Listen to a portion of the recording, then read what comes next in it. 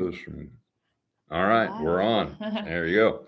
All right, good morning, everybody. Lance Tarchioni back with you here on Ask the Agronomist with our special guest host today, Miss Libby Wischmeier. Yeah. And we're going to get to know Libby a little bit. She has been our summer intern on the sales team, working with producer Jennifer. We also have producer Adam in here this morning. So it kind of feels like bear folks don't have enough to do today because there's four of us here in the room at the Nutrient Studios south of Macomb, and happy to be here with you today. So we're going to kick things off with Libby. We're gonna talk to her, get to know her, find out what her summer at Bayer has been like, and then we'll do some agronomy stuff at the end. So if you have questions, feel free to put them in the chat. We got two chat monitors here today, so there might be a lot of interaction in the chat with both Jennifer and Adam here with us today. So Libby, I'll let you start. You can tell us where you're from, home, farm, family, share whatever you like about yourself. Yeah, absolutely. Well, thanks, Lance, for having me on Ask the Agronomist. Really looking forward to sharing a little bit more about myself and Sure. some of my summer experiences this summer. It's been quite a joy to be in the West Central Illinois territory. Cool. Well, we do like to call this God's country over here. It is God's country. So I am from Southern Indiana. So I don't know if we could consider that God's country over there. I think everybody considers themselves right, God's exactly, country. Yeah. Right. But yep, I'm from Southern Indiana, specifically Columbus, Indiana. So about an hour south of Indianapolis, hour north of Louisville. So right in the middle of the southern part of the state. So grew up on a row crop operation. We raised corn and soybeans. That's always been very loyal to the DEKALB Asgrow brand, and that kind of sparked my interest to have a summer internship with Bayer. So really enjoyed my time here in the territory, and sad that it's all coming to an end on Friday. But. So how does home compare to here as far as soils, what the farms are like, what the topography landscape is like? Because that's a probably a lot more timber, lighter soil. Absolutely. Yeah. A lot more timber, a lot more rolling hills. Definitely a little bit different terrain and geography. Yeah, you were commenting when we were at Monmouth yesterday how had a little shower come through, and young Libby was kind of shocked at how dark that Monmouth soil got after a little rain on it. So. Yeah. It was pretty impressive, I do have to say. Yeah. You take a jar full of that home for your dad. I will, and I'll set it on the counter as a nice reminder. Tell him if he treats his soil well enough for like the next 1,000 years, it might look like that. We might get there, right? That's right. Lots of cover crops. Yeah. Wonderful. So you've enjoyed your internship experience. I'm glad to hear that. What kind of things have you done as an intern with us this summer? And I think you've got kind of a special project that you were assigned, and you have to present on that next week, I think, in St. Louis. Yes. And if that doesn't go well, do we not let you leave, or how's that work? Well, I hope, Lance, for a full-time opportunity here in the future. Really looking forward to wrap-up weeks. So my main focus this summer was on the Precion short corn system. So I did a lot of work with the growers in the territory that were in the Groundbreakers trials. Okay. So we really dived into, a few different types of trials with a few different hybrids that were put out with the pilot this summer. Really enjoyed getting to learn more about that and how we're trying to go to market with that, and seeing how it's progressed this summer. The Drought's definitely been an interesting take on the Precion, but it's really held up, and excited to see where it'll go in the future. So not to put you too much on the spot, but what's your assessment of the groundbreaker growers? What do they think about being a groundbreaker grower, and what do they think of their short corn, and what's sense have you gotten from them? Yeah, I definitely think it's been really interesting to hear different takes from the growers across the territory. And I think the overall view of Precion is really positive. I think that there's a lot of excitement behind what it could be, and that later application piece is extremely important. They can get in there with a ground rig a little bit later to apply that fungicide application. So I think that's a great tool to have in the toolbox for those growers, especially in this area. It was interesting at the field day at Roanoke a couple of days ago. Yeah. Some of the comments were that the people that had been post spraying corn fungicide with a ground rig, when they got into the short corn, it was like just kind of relief, because it was easier to get through and easier to spray, and it wasn't as stressful as going through full grown corn typically is for an operator. Absolutely. I thought that was interesting. I thought it was really neat at that event that they had for the Precion system there. You could see the difference with the sprayer too. I don't remember if you remember seeing that, but where they basically back it into the field on the split between the short corn and the it was wonderful to see that. And exactly to your point, what you said, it's a lot easier to see over that short corn rather than the traditional corn. So a lot of excitement in the area over what Precion could be and what it has been thus far. So. Yeah, cool, good. Yeah. So what plans for you after this summer? I know you got the ring on the finger there, so that's a big thing coming up. Yes. What else career-wise are you hoping for? Absolutely. So as I said, wrap-up week is coming, so I get to present over my findings with the groundbreaker trials with the Precion short corn system next week in St. Louis, and then I also will be interviewing for a full-time position with Bayer. So hopefully a territory within the trainee program, and really looking forward to learning some more about the company and diving into hopefully a full-time position here at Bayer in the future. So cool. So you may or may not know this, but I mean, I'm sure there's probably several interns this summer. Absolutely. I don't know how many. Are they all working on Precion, or did everybody get a different assignment? All of the projects are based over a new business model within Bayer. So some of us were Precion and some of us were Seed Showcase, and then the crop protection interns focused on Delaro Complete, I believe. Okay. So that was kind of the three buckets that we were all spread out into. So it'll be really interesting to kind of get a grasp on other people's projects and what they've been working on and how that went for them in their territory this summer. So really looking forward to that. So just observation here, they can't get the FSRs to engage in new business models enough, so we stick the interns on that project. Right. So my FSR friends are smiling here in the studio. So. Lance, we've also had a lot of fun, the interns, with the marketing testimonials too. So we've been going around to growers. So shout out to the growers who helped me with that. Yes. Really appreciated that. But Lance, I do have to say I'm pretty competitive. So I really I riled up the countryside there getting some marketing testimonials. Yeah. So Well, I appreciated their help. And I noticed at a few events we had you at, you were pretty tenacious about getting, it's hard to get farmers on camera sometimes. Now, if you ask them, they're more likely to say yes than if I ask them, I think. I found the key. You just have to smile really pretty. Okay. So well, that's what you've got to practice. I don't smile pretty. I'm sorry. So I'll leave that to you. So anyway, well, I'm super glad that you had a good summer. Thank you. You've been great for the team. I know I've heard lots of positive feedback from the team, and we've been pretty fortunate over the years. We've had some very good interns, and you have been our latest very good intern. So thank you for that. And best of luck to you as you land back, and you and your future husband are in the show pig business as well, right? So we'll give him a little plug here on Ask the Agronomist for the show pig business. I think he might be watching today, so thanks for the shameless plug. Sure. Well, congratulations on everything, and best of luck to you. Thank you. And you're welcome to stay here with us. I'm gonna shift a little bit this way.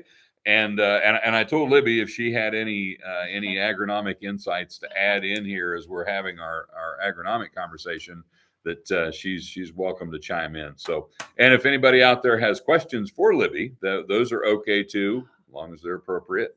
And we'll dive into some of the agronomic stuff. So Jennifer came in with a question from a customer who was concerned about spraying fungicide on corn in 100-degree heat. And I would say that it's, it just like herbicides or anything you do, it's best to do things in ideal conditions, and 100-degree heat is not ideal for anything. But at the same time, I would like to get the fungicide into that plant to help from a stress relieving property standpoint. I would say if you can, it would be probably better to spray earlier in the day before it gets super hot. And a little bit of the concern is if we have low humidity and breezy and it's hot and it's sunny, that product is going to evaporate pretty fast. So if you've got something in that spray mix, as a wetter sticker, something to keep that solution moist on the leaf longer. Some people like to apply certain fertilizer containing products with their fungicide, and sometimes those do act, I think, as kind of a deposition agent. They're heavier than water. They help that product get down into the canopy, and I think they do keep it wetter longer. And so if you've got something in that mix that acts as a wetter sticker deposition agent, that would probably be helpful. You know, and if they show up at your place at 2:30 or 3 in the afternoon and it's the hottest part of the day, you know, don't run out there and flag them down and stop them. You know, I wouldn't be terribly concerned about it. Now in soybeans, you are a little more likely, if it's super hot, to get a crop response with some products that have a high rate of triazole chemistry in them. So if you get a little bit of interveinal chlorosis in your soybeans that kind of looks a lot like sudden death, except you don't have the stem symptoms that go along with it, and the plants grow out of it. So you'll see the tissue that gets sprayed might get kind of an SDS-like look to it. And then as the new growth comes out above that, it's healthy. And that's how you distinguish between a little bit of crop response from fungicide, and that tends to happen when it's really, really hot. Which I was out in some corn yesterday when it was 95, and it's really, really hot. So I wouldn't be surprised to see a little bit of crop response in some soybeans. I'm spraying my beans at home today, ironically, as it turns out. I had hoped to get them done earlier in the week before it got to 100 degrees, but didn't work out that way. So I want that product on, and so we're moving forward with applications on our farm today, in spite of the heat. But the heat's also a topic I wanted to talk about. We're obviously going to be losing some yield, honestly, in both crops with this heat stress that we're going to suffer through.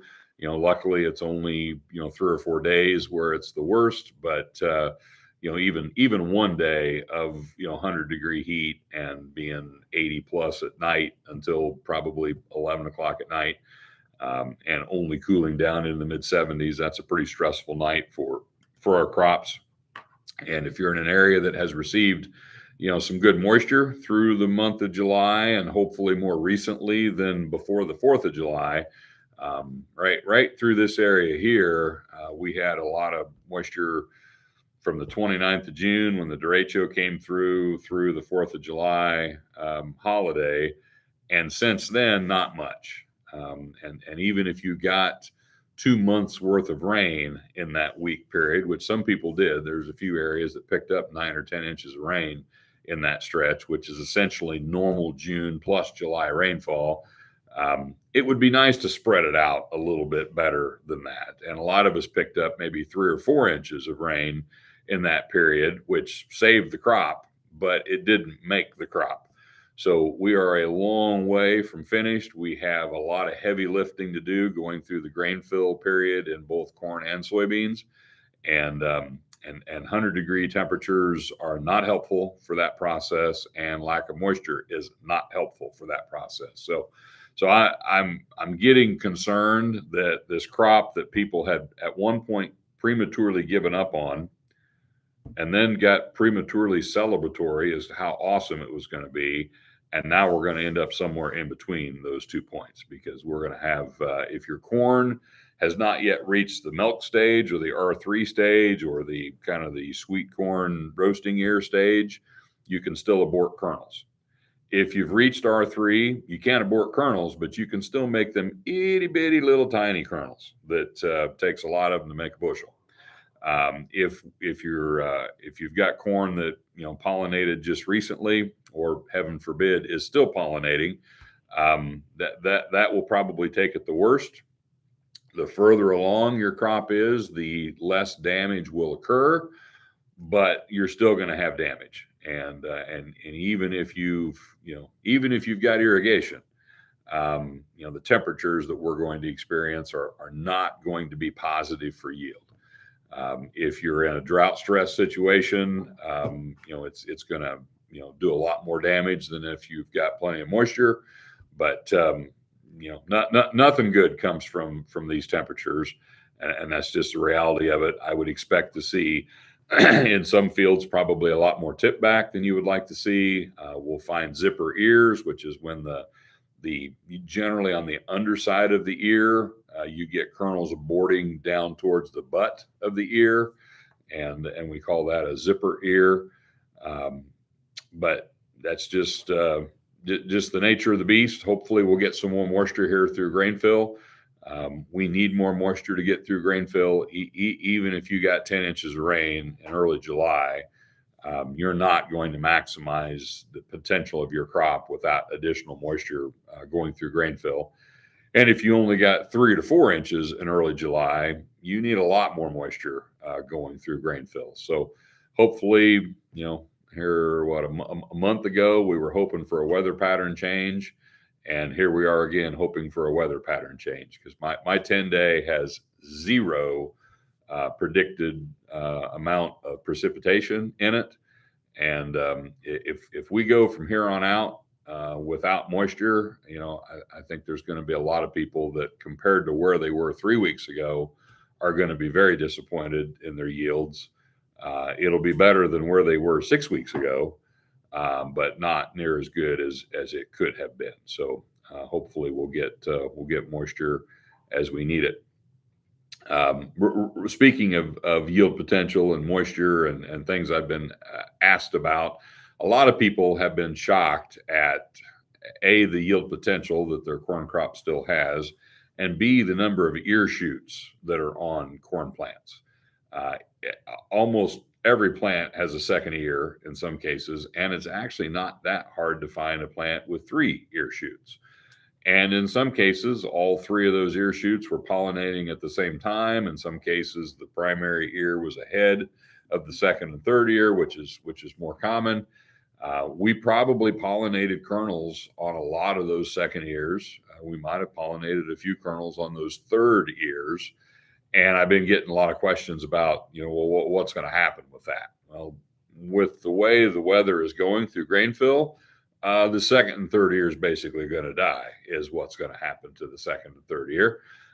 But if you have caught more moisture, if you've got irrigation, I know a good customer that I work with that he is being super aggressive with his fertility program and his irrigation regime to try to make something out of his second ears. And it'll be interesting to see what he can accomplish. But typically we don't see second ears unless you've got a low population. And this year, we've also in the past probably talked about how maybe ideal growing conditions is where you would see a second ear shoot form.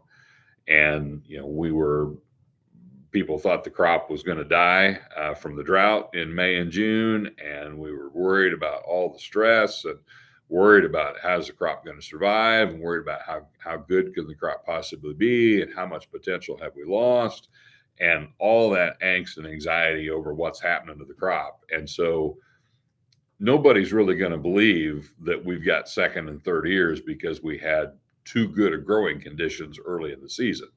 So ironically, I think our stressful conditions that we had early in the season are what are responsible for the second and third ear. So, we had a shorter statured plant. We had a plant that was struggling to grow from a height standpoint. The stalk was not able to elongate. It may possibly have had a little bit of extra resources and energy to put into some other form of growth because it wasn't using energy to grow stalk because it was too dry. We probably also had more sunlight getting down deeper into the lower canopy because of the short stature of the plant. Those are just a few theories I've got. I may ask physiologist Adam to chime in here if he has any additional thoughts on that as to why we might be seeing extra ear shoots this year. Yeah, I think a lot of it has to do with a couple of things that you mentioned. The fact that we're starting to limit root development, as you have talked about before. The plant's still trying to grow and make something of itself, and if it can't grow with roots, it's going to put that energy into shoots. And that combination of that allocation of energy to the shoot with deeper penetration of light, Mm-hmm. it screws up a lot of the things that normally, in my opinion, subdue or obsess and stop that second and third ear from forming. I mean, I think there's probably generally a little bit of an apical dominance mechanism that primary ear is suppressing the second and third and fourth and fifth. You could have an ear on every node clear to the ground on a corn plant. So if you actually take a corn plant apart, there are itty bitty teeny tiny ear shoots at every node. They just normally don't develop, but this year they did. And I think, what you're going to see is most of that second ear, if it pollinated, is probably going to abort. I don't think the second ear is hurting the plant. And if you've got good enough conditions to keep some grain on the second ear and it's harvestable, it may actually contribute to yield. Now, if you want to be a pessimist about the second ear, it's going to be a nubbin that goes through the corn head that does nothing but generate more volunteer corn next year. So that would be the pessimistic viewpoint of what a second ear can do for you. I have seen plants when they've got enough space that have 4 or more harvestable ears on them. And so I think it's possible in some situations with the right growing conditions that you could end up with, maybe an ear and a half on a corn plant, or an ear and a third, and maybe that second ear is a harvestable ear, and then it's going to contribute to yield. Now, I do think that corn aborts kernels based on age. So I do think, and Adam, chime in if you disagree with this, I do think if the butt of your second ear pollinated before the tip of your primary ear, you could actually have kernel abortion off the primary at the tip and still end up with the butt kernels on the second ear because they're older than some of the tip kernels on the primary ear. Not 100% sure about that because the primary ear is the primary ear and it kind of has first dibs at the trough, but I've always felt that the youngest kernels are aborted first. And if you've got kernels on the primary ear that are younger than the oldest kernels on the second ear, I'm not sure which one of those will abort first. Yeah, Lance, that's a good question. I would think it would have more to do with where the sucrose is coming from in the plant and whether or not there is viable sink capacity there when that sucrose is moving through there as to whether it gets filled or not. I think probably inadvertently the tip of the primary ear will be sacrificed if there's sucrose being moved up from the bottom of the plant and it encounters an opportunity to fill kernels at the second ear below the first ear. Typically, I would say, especially with some of the shorter crop that we've got this year and more light interception down in the lower leaf tissue. But to be 100% certain how that mechanism works, I'm not 100%. So you'll undoubtedly see some different things. One plant may be different than another. The timing of the pollination is going to be, I think, a big factor in that. The amount of sucrose that plant's able to make is going to be a big factor in that. From here on out, plants do a combination of things. They make as much sucrose as they can through photosynthesis, and they also rob sucrose from older tissue in the plant that can get by without it to produce as much yield as they can.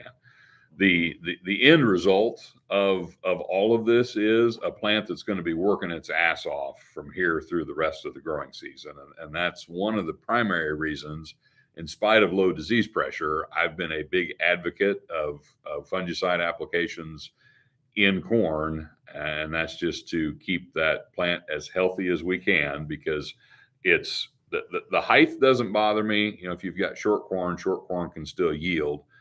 If you've got reduced leaf area on a corn plant, that hurts yield. And that leaf area reduction that we probably had due to some of the drought stress that we went through, that didn't reduce yield potential. It's going to reduce yield, but it didn't reduce the potential size of the ear. The way it's going to hurt yield is it's going to make it harder for that plant with a reduced leaf area to produce enough photosynthate to fill the potential that it has. And the plant is going to do its best to make the most it can with what it's got, which is going to set that plant up to potentially cannibalize itself later in grain fill. Yeah, I completely agree. And I'm curious. I have this theory that this year plant population is going to be somewhat of a higher factor of influence on yield than maybe it typically is, simply because of what you said with limited leaf area or less leaf area this year. If you have more plants that are able to capture more light with that limited leaf area per plant, I think plant population, and Libby, maybe you even noticed this doing all the short corn walking around that you did, that a lot of our short corn trials have higher plant populations. And as I've been writing in Hagees, as you and I have, and different sprayers looking at the crop canopy, I was very concerned that the plant height and lack of bigger leaf area this year was going to cause us some issues on maximizing yield. But some of those higher plant populations, man, it's dark as night underneath those populations, even though that crop canopy is overall shorter. So it's all about light interception from here on out, and how much, respiration we go through at night with these nighttime temperatures that we're seeing creeping up. I don't like to see that, but man, a rain would sure be nice. Yeah, that's for sure. I actually went into a field. It's not a groundbreaker field. It's one of my agronomic trials. So I've got 3 different populations of short corn, and then around the outside of the short corn plot happened to be DKC 11135, a 111-day double pro hybrid, which is, it's a relatively tall hybrid. It's a fairly leafy hybrid. It had a pretty good dense canopy on it. And this particular field did catch about 3/4 of an inch of rain in June that most people did not get. So honestly, the short corn is at target height, and the 11135 is pretty typical height as well. So there really wasn't anything abnormally short in this field. But I took a soil thermometer in there yesterday and was just curious if I could see differences in amount of light hitting the soil surface, and if that was influencing the temperature in the lower canopy or influencing the temperature of the soil. And I got this idea from a question that a grower asked at the field day in Roanoke. He was worried about perception is with short corn, you're gonna have wasted sunlight because it's not going to capture the sunlight. Well, as Adam just mentioned, it's not stalks that capture sunlight, it's leaves. And short corn has the same leaf area as normal corn. Now, I think the leaf area has been reduced in all corn this year because of the dry conditions during vegetative development. So that's the point Adam was making with population. So typically when we look at light interception, we get the same light interception, or occasionally we see better light interception with short corn, even at the same population. And if you raise the population, that's going to help you intercept that light. So we typically don't see more sunlight being wasted or hitting the ground in short corn like you might think. But I just wanted to A, verify that, and B, maybe I took some pictures and some video, which we'll try to do something with at a later date. But anyway, the air temperature when I was in the field was about 96 degrees in the about shoulder height on me part of the canopy. Interestingly enough, this surprised me a little bit. And Adam, you can tell me if this surprised you as well. When I laid that soil thermometer down on the ground in the shade, I felt cooler down there. It was still 96 degrees. It was not cooler. Now, I think the radiant effect of heat, we feel that radiant heat. The air doesn't feel radiant heat. Right. So the air temperature in the shade down at the soil surface in the bottom of a cornfield is the same as it is up here in the sunshine. It feels cooler to you and I. It was still hot, by the way, but it felt better. I'm a sweater, I'll tell you.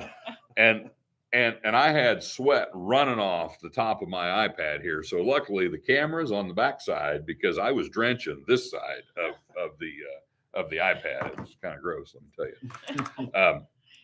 So anyway, so at the soil surface, 96 degrees in regular corn, 96 degrees in short corn, hotter than hell in the whole damn field. I put the soil probe into the soil, which some cases it was hard to find a spot soft enough to get it in the soil without breaking the probe. But at a 5-inch soil depth, right next to the corn row in a shady spot down at the lower crop canopy. 79 and 80 degree soil temperatures is what I was getting. So the soil is significantly cooler than the air when it's hot, which should not be a surprise. The soil temperature was the same in both systems. I'd say the amount of sunlight, there was sunlight hitting the ground in both canopies. Even short corn at 45,000, we weren't capturing all the sunlight. We weren't capturing all the sunlight in the big, tall, leafy 11135 at 37,000 either. But both of them were capturing a high percentage of the sunlight. But there was really no difference in the temperature of the soil or the canopy between those two different corn hybrids. Roughly what population stuff was planted at right there? So we've got the short corn in that field at 37, 41, and 45, and the grower's field was at 37. Were you comparing 37 and 37 short corn? Not where I was, no. So I'd have been at a higher population in the short corn. Gotcha. The low population of the short corn was on the other side of the field where I wasn't going to go to. So that I did not get that comparison. Now I did at Monmouth. I do have one short corn hybrid. This is kind of neat to look at. I don't know if we'll get yield data off of this. I might try, but these plots are fairly small. They're not replicated. They're more just for demonstration purposes. I had some extra plot seeds, some extra room. So I planted my first pass at 25,000, which short corn at 25,000 looks pretty funky.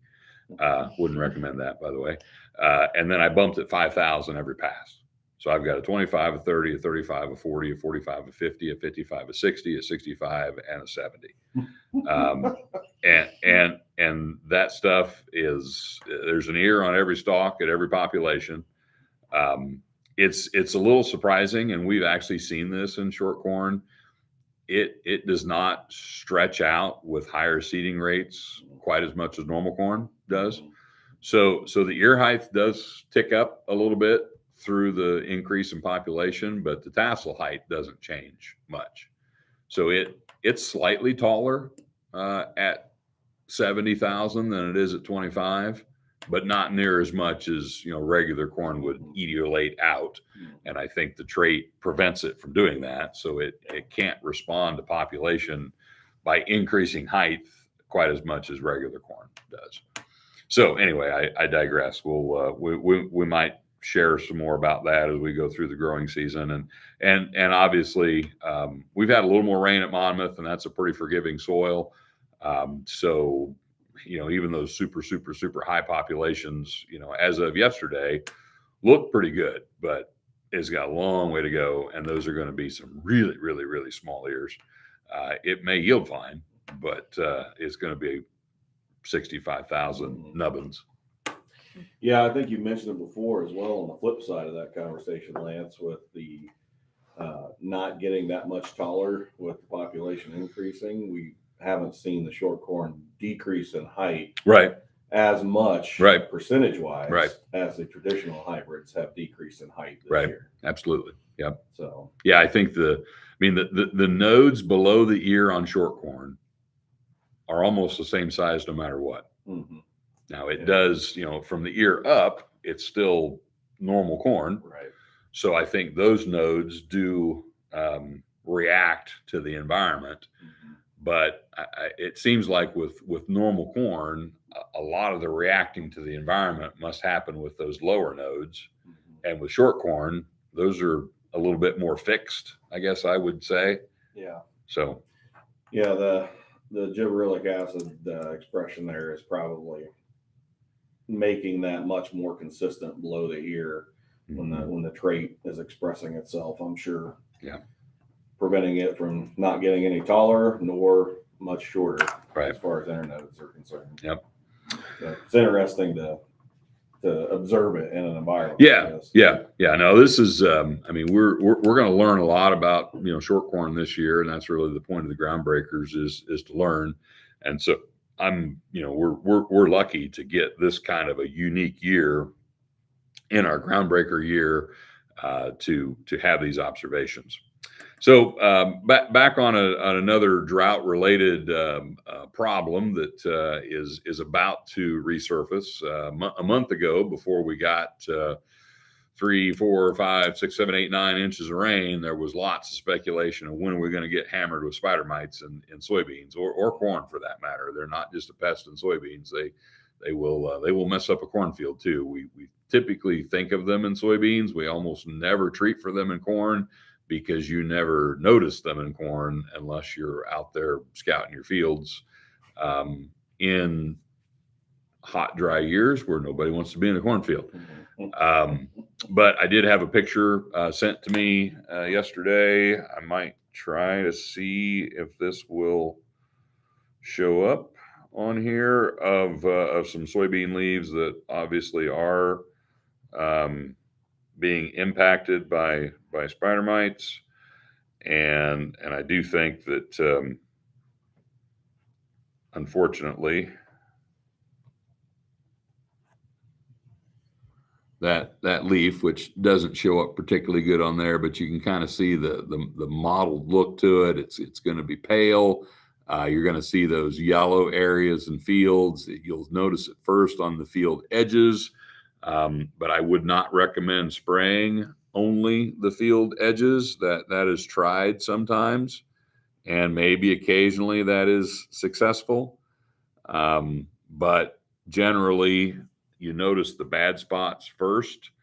The whole field probably has some level of infestation, and if you've got bad spots on the edges, you're about to have bad spots across the whole field. So I would not recommend just treating edges for spider mites. If you have to treat the whole field. Keep in mind, as the name would imply, spider mites are mites, and mites are not insects, they're mites. And you have to have a miticide for a mite, not an insecticide. So our pyrethroid insecticides that we enjoy using with our 3 fungicides in soybeans will do nothing to spider mites. So a couple active ingredients, bifenthrin would be probably the most common. Dimethoate would be some older chemistry that still has activity on spider mites. Those are the 2 active ingredients you want to look for in an insecticide that can offer some control of mites. And also be aware that the labeled rate recommended for mite control might be higher than you would use if you're just trying to control normal insects.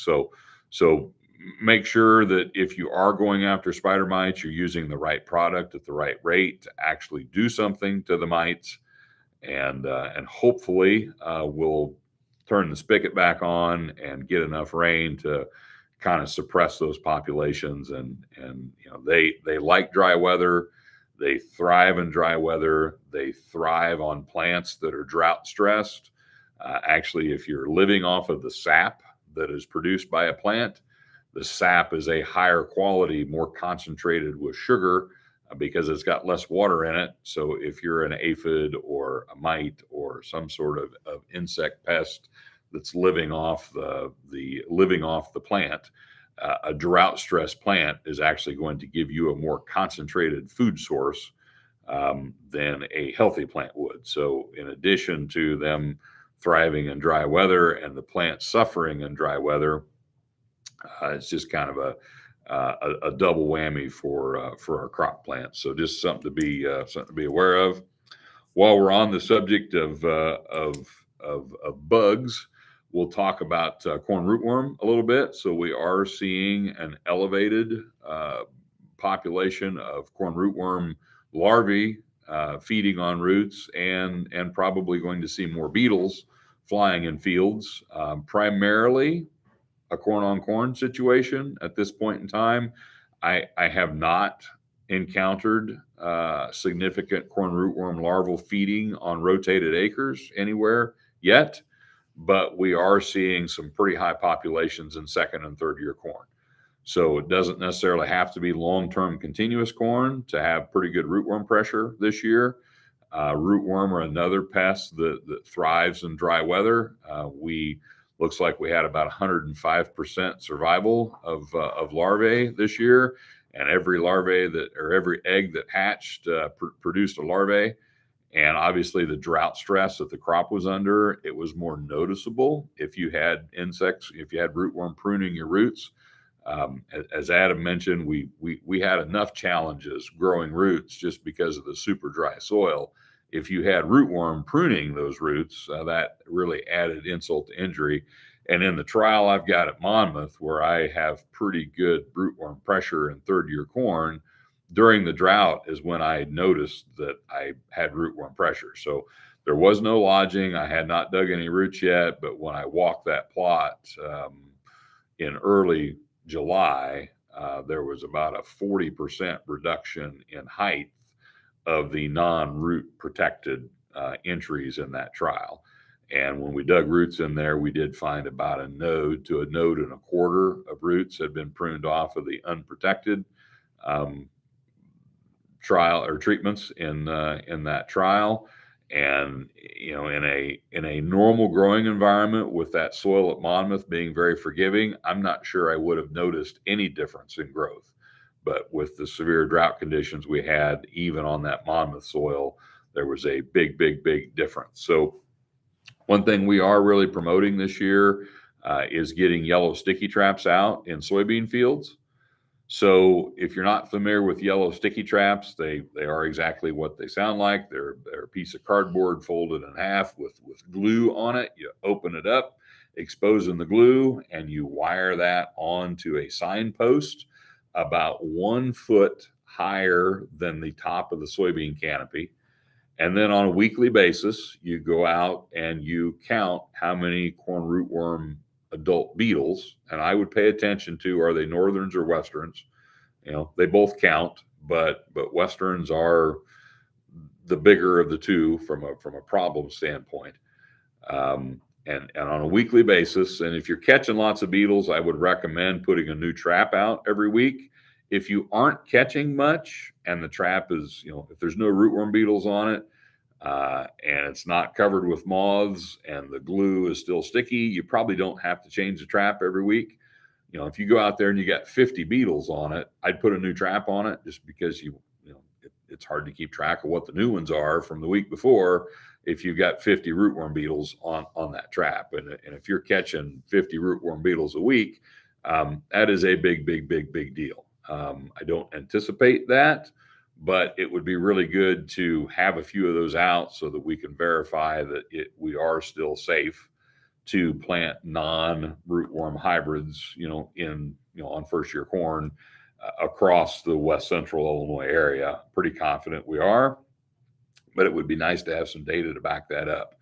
And I like to remind producers that the rootworm pressure that you experience this year is not really any sort of a indicator of what rootworm pressure you will experience next year. It's all based on egg laying, and it's all based on how well they survive, and it's all based on how well they survive hatch, and all of those things yet to come. So, for example, this field at Monmouth, that's third-year corn, when it was second-year corn last year, I had virtually no feeding whatsoever. I didn't even rate.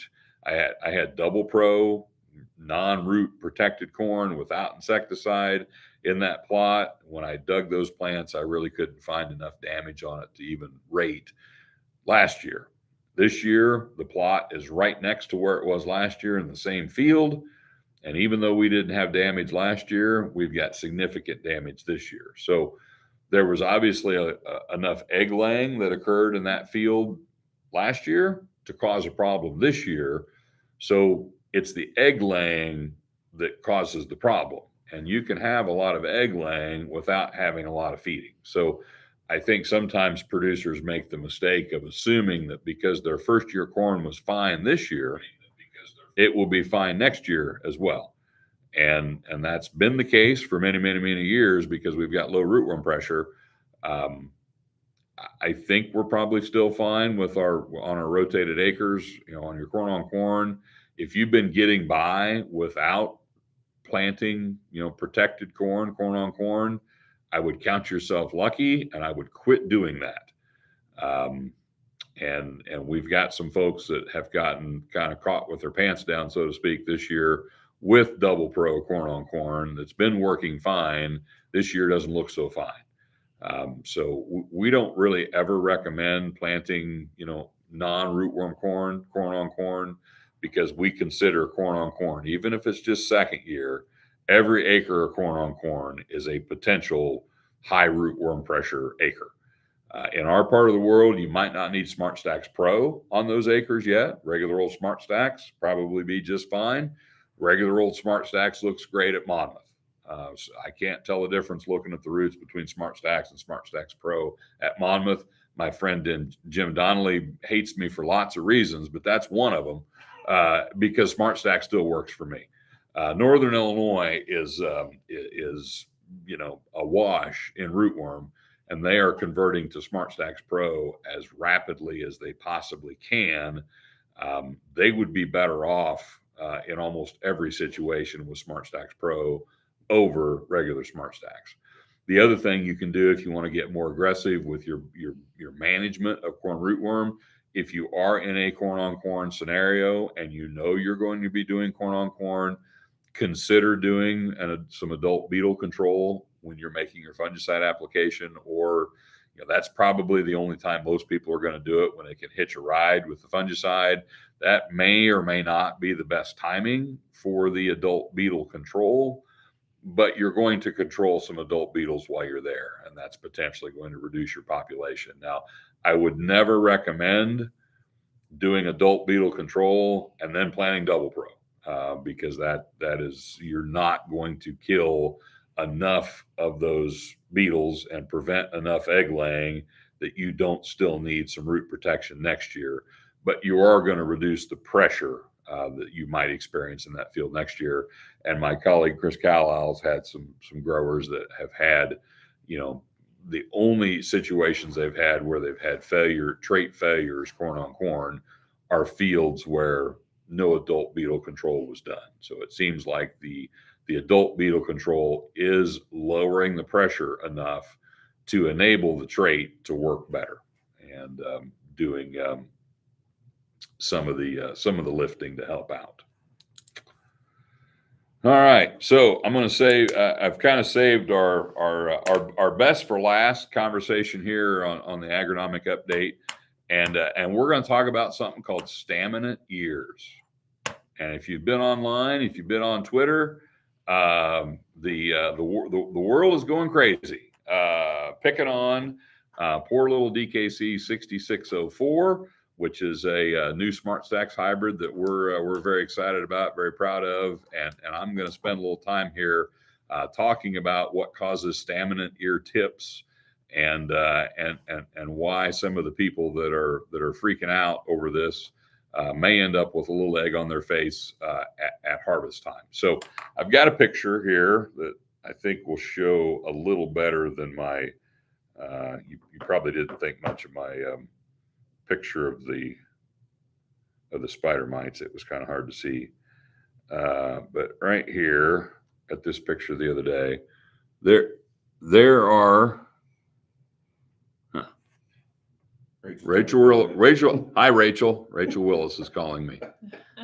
So I don't know how good that comes through. There's a better one. So Libby. Okay. So do you see that thing that looks like a tassel growing out of the tip of that ear? And that's 3 different levels of severity, I would say, of a staminant ear tip. And if you look at that close, it literally looks like the spike of a tassel, because that's what it is, growing out of the tip of the cob. Now, what's going to happen to that big one there as that plant matures and it dries? That's going to break off, probably right at the ear. And by fall, you won't even notice that's there. The middle one, that might keep that tip. And by harvest time, it doesn't look near as funky as it does right now. growers are concerned, dealers are concerned, our competitors smell blood in the water. They are making a big deal out of it. It is all over Twitter. It is all over social media, and everybody's talking about it as if we didn't know this was going to happen. We saw this last year in this hybrid when we launched it in market development trials. And I'll be honest with you, at this point in time last year, we were concerned as well, because we thought, boy, that, I'm not sure that thing's going to yield with that going on. And that's pretty concerning. Harvest came, it won a lot of plots. It was the highest yielding Smart Stacks hybrid that we tested across central Illinois last year. And so we got really confident that, hey, this is a little weird. This is a little quirky. This is going to get some questions, but it's such a high performing hybrid. It performed through that. So we crop planned it, which means we're growing a big pile of it to sell next year. We sold almost every bag we could have sold this year. And there's a lot of acres of it out this year. And now we got a lot more people that are looking at Staminant ears than last year. And we thought we had communicated pretty well about this a year ago. It's now obvious to us we did not communicate enough. But this is not something that we did not expect. We saw this last year, started in Texas. So Texas is usually the first corn planted. It's the first corn to pollinate. It's the first ear you can look at, and it's the first thing harvested. And we have. Do you have the Texas picture too? You don't? I won't find it in time. Anyway, we have been in touch with our Texas colleagues, and Central Texas, non-irrigated, having the best corn crop they've had in 25 years. And there's a lot of 6604 that's yielding 250 bushel in Central Texas, and having great success second year in a row. So anyway, I'll back up to last year. So last year, first observed it in Texas under drought stress. And when we first saw it, people thought, well, maybe it's a drought stress thing, or maybe it's just happening in the South, or maybe this or maybe that. Well, then they found it in irrigated fields in Texas as well. And then we found it in East Central Illinois. And we found it in West Central Illinois. Then we found it in the Delmarva. And then we found it in Washington State. So the environment that causes this to happen is the United States of America. So this happens in every field, not to every plant. So the picture that Libby showed, you saw one plant that looked pretty much normal, one that looked really funky, and one that was somewhere in between. I would say a pretty high percentage of ears, I'd say 100% of fields will do it.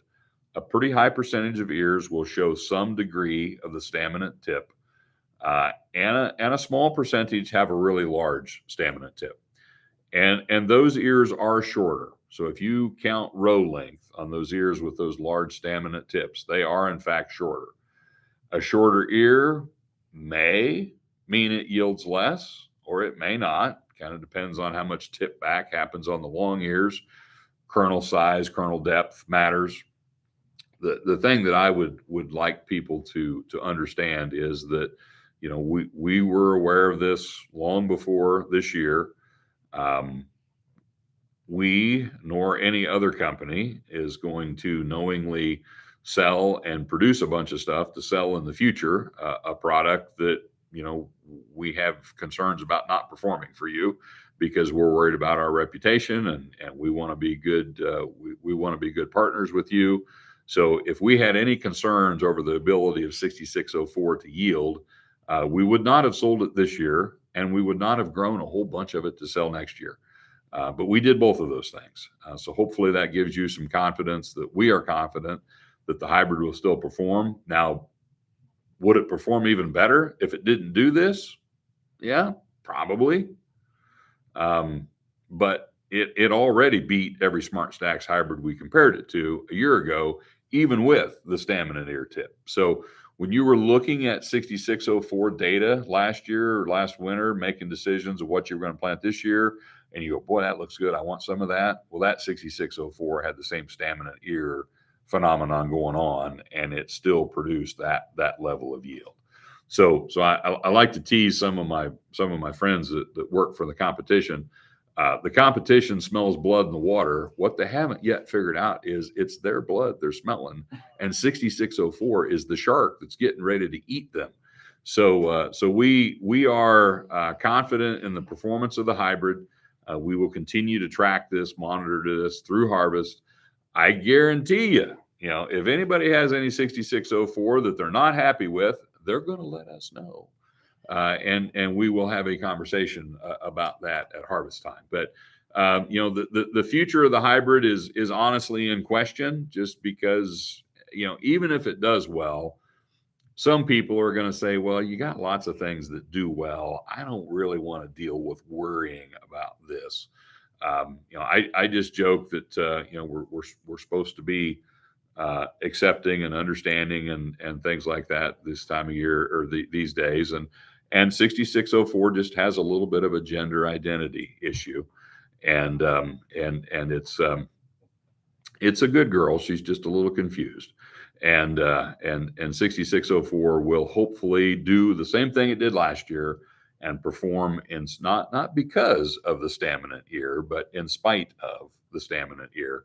And we have tracked it down to it's caused by the male inbred, and that male inbred is in other hybrids, and they do it too.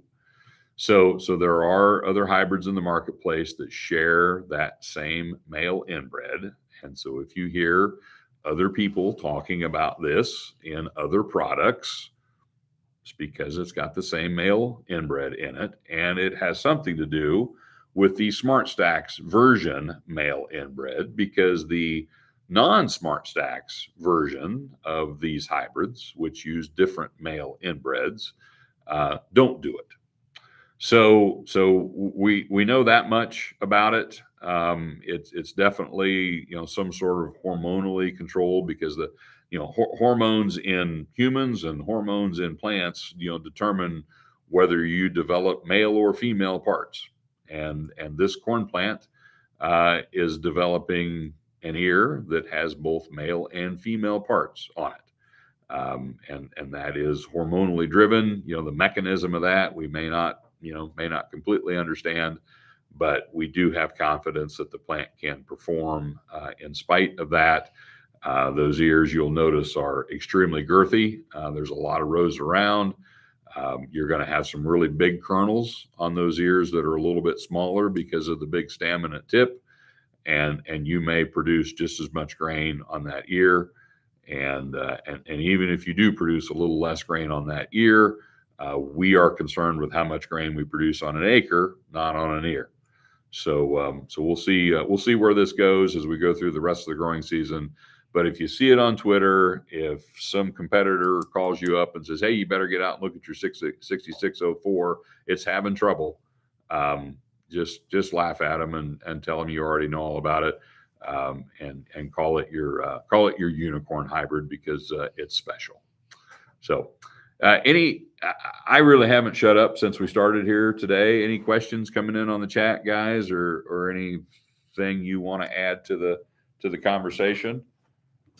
No, the chat's been pretty quiet today, Lance. All right. So they're all spellbound by Libby. Everybody's probably out this morning trying to get everything they need to get done outside. Yeah. Done as quick as they can before you get into the nastiness of the day. Yeah. We do want to promote an upcoming field day that is going to be awesome. And it's not even ours, so I'm not bragging about our own stuff. But Adam and I both do like to brag on Dr. Belo. And the crop physiology group with Dr. Belo's lab is going to hold their second annual crop physiology field day on August 2nd at U of I. You can go online and register for that. They would appreciate you registering for that, so they can get a meal count. They had a great turnout last year for their first event. And I'm sure this one will be even bigger and better than last year. They got a lot of really good speakers lined up. Mostly, if you've been around Dr. Belo before, he really highlights his students. They are doing the work, and they will be doing a lot of the presenting. Dr. Belo will speak as well. Obviously, he can't get away without doing some speaking. But a lot of his current and some former students will be putting on presentations there. Adam and I will be there. There'll be quite a few Bear folks around supporting Dr. Belo, and we are a major sponsor of his program, and so we enjoy providing Dr. Belo with shameless plugs whenever we get a chance. So please check that out. And next episode is when, Jen? 10th of August. So let's knock on wood. Hope we've had rain in copious amounts before the 10th of August. And we will be back with you then. So be careful the next couple days in the heat. Libby, thanks for joining us here. Yes, Good luck next week with your Thank you. presentations. Thank you. I feel sorry for the other interns because, as she says, she is kind of competitive. So the rest of you interns better bring your A game to St. Louis next week, or Libby's going to make you look bad. So anyway, with that, we will sign off, and everybody have a good 2 weeks, and we'll see you again August 10th. Thanks.